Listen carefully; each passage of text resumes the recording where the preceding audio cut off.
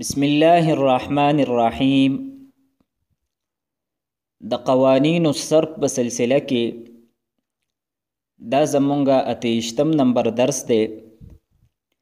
ان شاء الله تعالی په دې درس کې به مونږه د حروف شمسیه او حروف قمریه د دې قانون بیانو.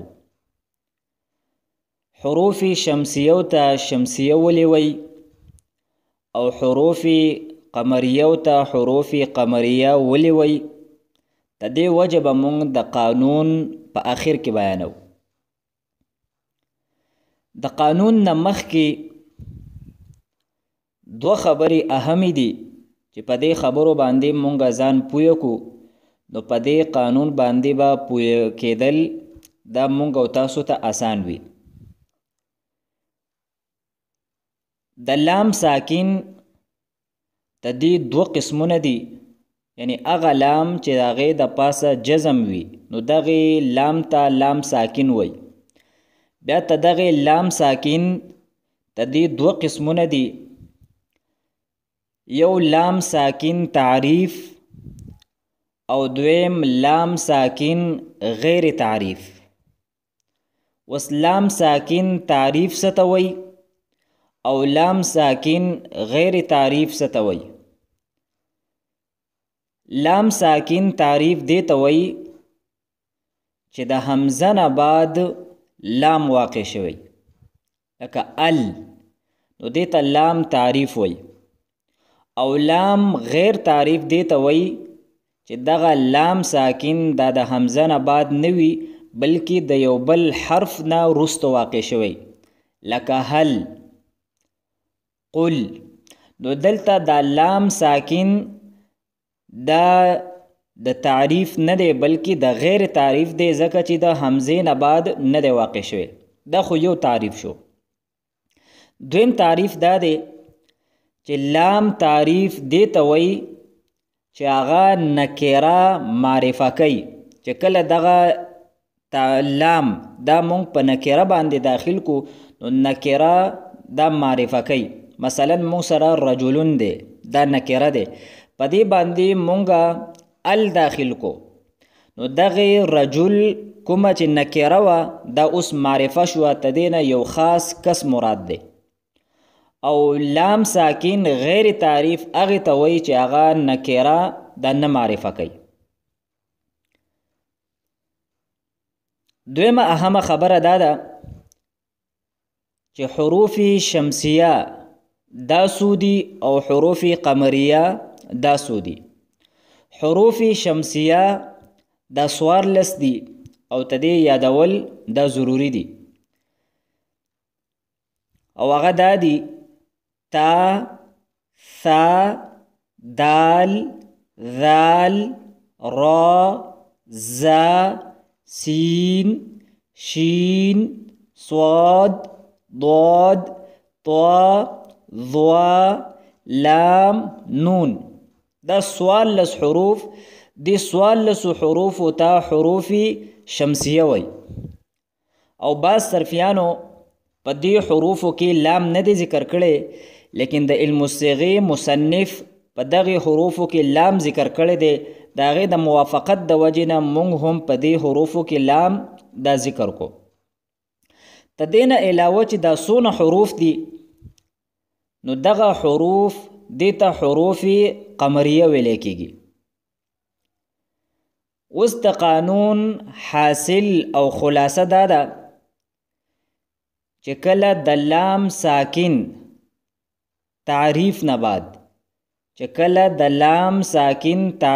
بعد د دې 14 حروف شمسیو نه یو حرف واقع شي نو دغه لام ساکن د دغې حروفو د جنس نه کول دام واجب دي، او بیا جنس په جنس کې ادغام کول واجب دي.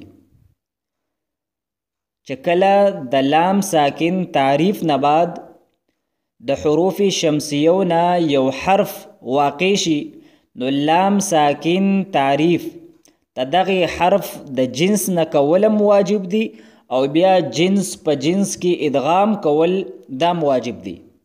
مثلا که د لام نه بعد تا واقع شوی نو لام تا کول بیا تا په تا کې ادغام کول دام واجب دی. که د لام ساکن تعریف نه بعد ثا واقع شوی نو لام ثا کول او ثا په ثا کې ادغام کول دام واجب دی. او دغسې دا نور حروف تدې به مونږه یو 3 مثالونه ذکر کو. مثلا مونږ سره لفظ دی الشمسو، نو دلته کم لام ساکن تعریف دی تدې نه بعد شین واقع شوی دی او دا لام ساکن تعریف ځکه دی چې تدې په شروع کې حمزه راغلی ده. نو مونږ به دا لام شین کو او بیا به شین په شین کې داخل کو. مونږ به داسې نه وایو چې الشمسو بلکې مونږ به داسې وایو الشمسو. بل مثال مونږ سره دی التائبو، نو دا په اصل کې دی التائبو، تائبون باندې الف لام داخل شو. نو د لام ساکن تعریف نه بعد تا راله نو دغه لام دا مونږ په تا سره بدل کو او بیا هم تا په تا کې ادغام کړه. نو مونږ سره د تائبون نه جوړ شو التائبو. بل مثال مونږ سره دی ذاکر، په دې باندې مونږ الف لام تعریف داخل کو. نو د لام ساکن تعریف نه بعد ذال واقع شو، نو دا قانون ورته متوجه شو. لام مونږ په ذال سره بدل کو بیا هم ذال په ذال کې ادغام کو. نو د ذاکرون دا مونږ سره جوړ شو الذاکرو. نو تدې صورت حاصل او خلاصه دا راوتله چې کله د لام ساکن تعریف نه بعد د حروف شمسیو نه یو حرف راشي نو لام ساکن تعریف ته دغه حرف د جنس نه کول او جنس بیا په جنس کې ادغام کول دا واجب او ضروری دی. او کچری د لام ساکن غیر تعریف نه بعد یعنی اغه لام چې داغه په شروع کې حمزه نه وي، چې کله د لام ساکن غیر تعریف نه بعد د حروف شمسیو د څوارلسو حرفونو نه یو حرف واقع شي نو بیا دغه لام ساکن غیر تعریف ته دغه حرف د جنس نه کول جایز دی او بیا جنس په جنس کې ادغام کول دا واجب دی.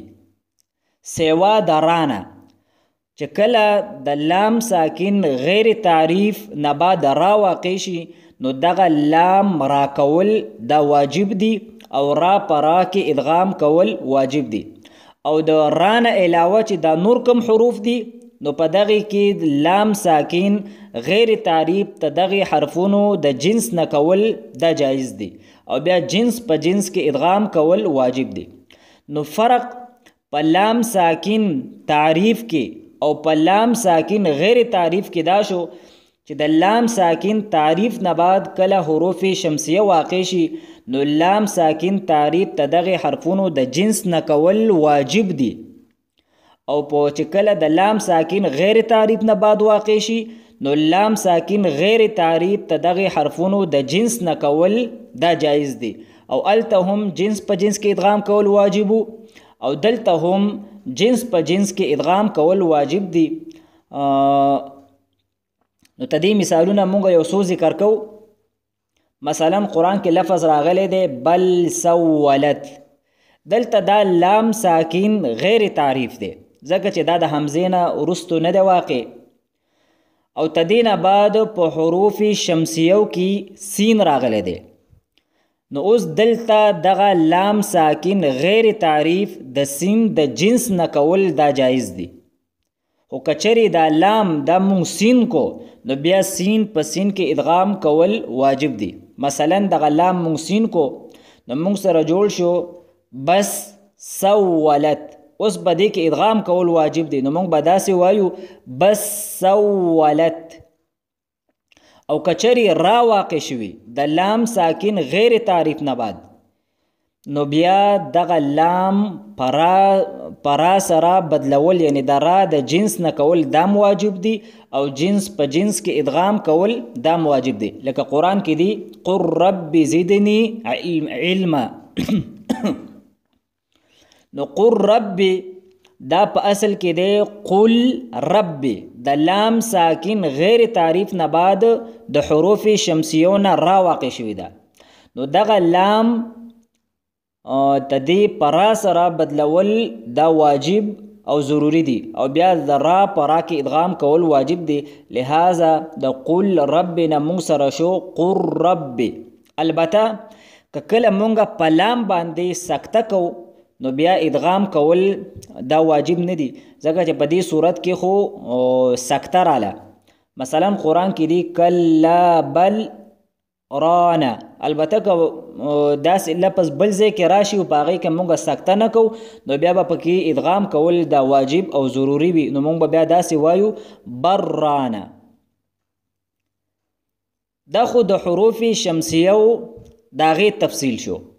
نو تدې حاصل او خلاصه د حروف شمسیه کوم حروف دي هغه دا راوتله چې کله د الف لام تعریف نه بعد د حروف شمسیو نه یو حرف راشي نو لام ساکن تعریف ته دغه حرف د جنس نه کول او جنس په جنس کې ادغام کول واجب دي.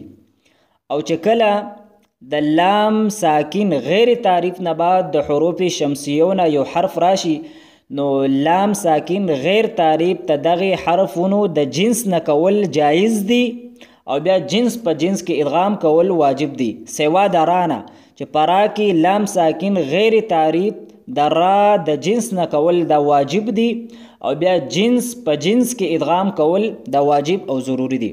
اوس مونږ راځو حروف قمریه ولا چې کله د لام ساکن تعریف نه بعد د حروف قمریو نه یو حرف واقع شي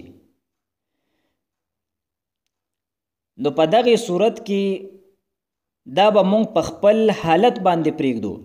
په دې کې به مونږ نه لام ساکن تعریف ته دغه حرفونو د جنس نه کوو او چې د جنس نه مونږ نه کوو نو بیا خو لازمي خبره ده چې مونږ به ادغام نه کوو، بلکې دغه حروف قمریه دا به مونږ په خپل حالت باندې پرېږدو او دا لام ساکن تعریف دا به هم مونږ په خپل حالت باندې پرېږدو.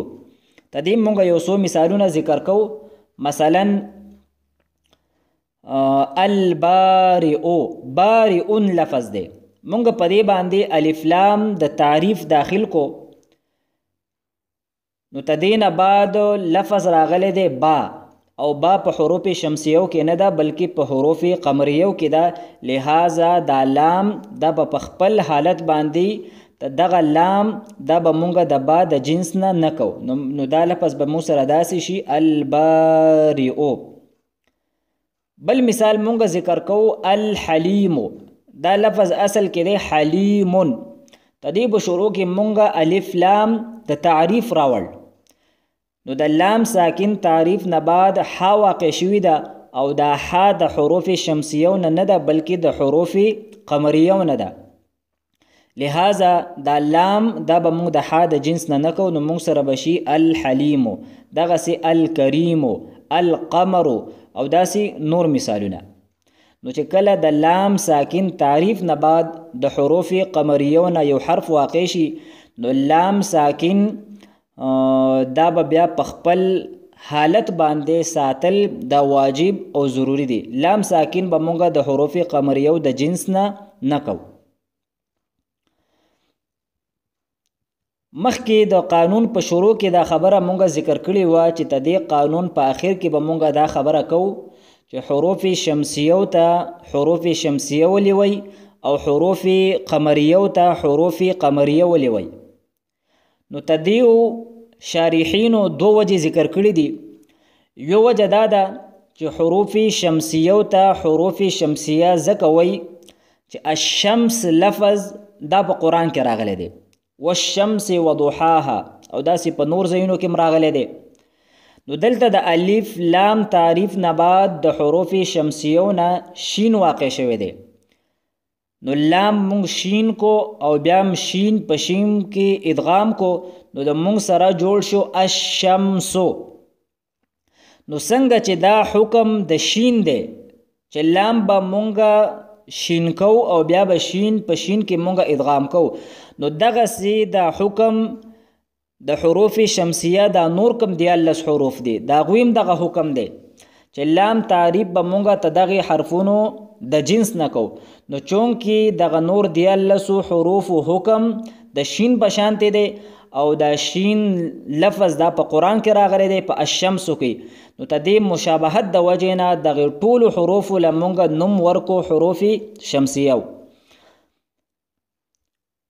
او حروف قمریو ته حروف قمریه ځکه وایي چې القمر لفظ په قرآن کې راغلی دی اقتربت الساعة وانشق القمر د الف لام تعریف نه بعد د حروف قمریو نه قاف راغلی دی نو الته لام ساکن دا په خپل حالت باندې دی ادغام پکې نه دی شوی نو څنګه حکم چې د القمر دی نو دغسې دغه حکم د نورو حروف قمریو هم دی نو دی وجې نه د القمر د مناسبت د وجې نه دغه ټولو حروفو له مونږه حروف قمریه نوم کېښودو چې کم حکم د قاف دی نو دغه حکم ته د نورو حروف هم دی دا یوه وجه شارحینو ذکر کړې ده دویمه وجه یې دا ذکر کړې ده چې شمس د دې معنی ده نور شمس نور ته ویلی کېږي او قمر سپوږمۍ ته ویلی کېږي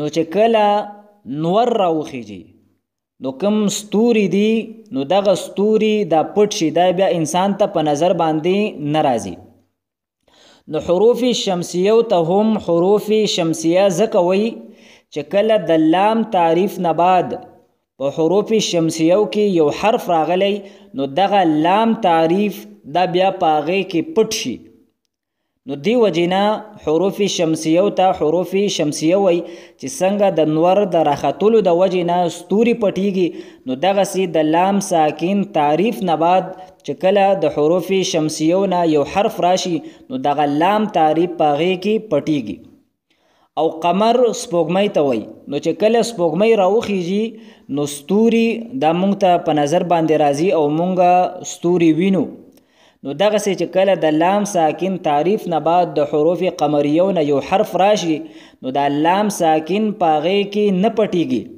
بلکې لام ساکن ښکاره وي نو ته دغې مشابهت د وجې نه کم حروف قمریه دي نو دغه ټولو ته حروف قمریه وي چې کله حروف قمریو نه یو حرف راشي نو د لام ساکن تعریف په هغې کې نه ادغام کیږي بلکې ښکاره وي نو دا مونږ سره د حروف شمسیه او د حروف قمریه والا قانون شو نو تدې حاصل او خلاصه د پوره قانون دا شوه چې مونږ دا خبره عرض کړه چې لام ساکن دا په دوه قسمه دی یو لام ساکن تعریف دی او بل لام ساکن غیر تعریف دی بیا چې کله د لام ساکن تعریف نه بعد د حروف شمسیو نه یو حرف راشي نو لام ساکن ته دغې حرفونو د جنس نه کول واجب دي او بیا جنس په جنس کې ادغام کول دام واجب دي او کچرې د لام ساکن غیر تعریف نه بعد د حروف شمسیو نه یو حرف راشي نو لام ساکن غیر تعریف ته دغې حرفونو د جنس نه کول دا جایز دي او جنس په جنس کې ادغام کول واجب دي سوا د رانه چې کله را راله نو لام ساکن غیر تعریف ته دغې حرفونو د جنس نه کول هم دا واجب دی او بیا جنس په جنس کې ادغام کول دا واجب دی او کچرې د لام ساکن تعریف یا د غیر تعریف نه بعد د حروف قمریو نه یو حرف راغی نو په دغې صورت کې به د لام ساکن تعریف او غیر تعریف دا مونږ ته دغې حرفونو د جنس نه کو بلکې په خپل اصل باندې ساتل ته دی واجب او ضروری دي او بیا مونږ په آخر کې د حروف شمسیه او د حروف قمریه دې ته دا ولې وی نو د هغې وجه تسمیه هم ذکر کړه و آخر دعوانا ان الحمد لله رب العالمین